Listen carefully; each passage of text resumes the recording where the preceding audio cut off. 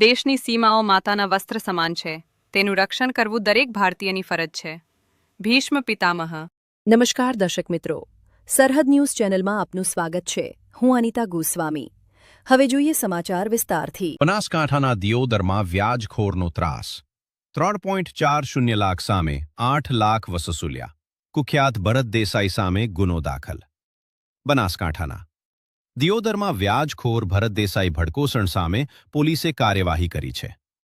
ફરિયાદીએ મૂળ રકમ કરતાં બમણાથી વધુ નાણાં ચૂકવ્યા હોવા છતાં આરોપી પઠાણી ઉઘરાણી કરતો હતો. બનાસકાંઠા જિલ્લાના દિયોદરમાં વ્યાજખોરીને ડામવા માટે પોલીસની ઝુંબેશ વચ્ચે વધુ એક વ્યાજખોર સામે લાલ આંખ કરવામાં આવી છે. દિયોદર પોલીસ સ્ટેશનમાં કુખ્યાત વ્યાજખોર ભરત દેસાઈ ભડકોસણ વિરુદ્ધ પઠાણી ઉઘરાણી અને મિલકત પડાવવા મામલે ગુનો દાખલ કરવામાં આવ્યો છે. રૂપિયા 3.40 લાખ સામે રૂપિયા 8 લાખ વસૂલ્યા. ઘટનાની મળતી માહિતી અનુસાર ફરિયાદીએ આરોપી ભરત દેસાઈ પાસેથી વ્યવહાર પેટે રૂપિયા 3,40,000 લીધા હતા. આ રકમ સામે ફરિયાદીએ અત્યાર સુધીમાં ટુકડે કુલ રૂપિયા 8 લાખ જેવી માતબર રકમ ચૂકવી દીધી હોવા છતાં વ્યાજખોરની લાલચ સંતોષાઈ ન હતી.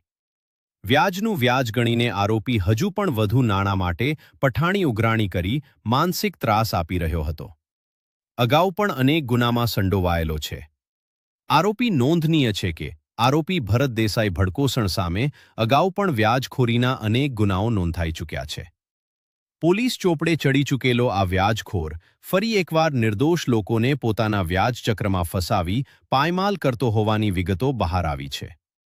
ફરિયાદીની હિંમત અને પોલીસના કડક વલણને કારણે આખરે દિયોદર પોલીસે ગુનો નોંધી આગળની કાર્યવાહી હાથ ધરી છે. જિલ્લામાં વ્યાજખોરીના દૂષણને નાબૂદ કરવા માટે પોલીસ દ્વારા લોકોને નિર્ભય બની આગળ આવવા અપીલ કરવામાં આવી છે.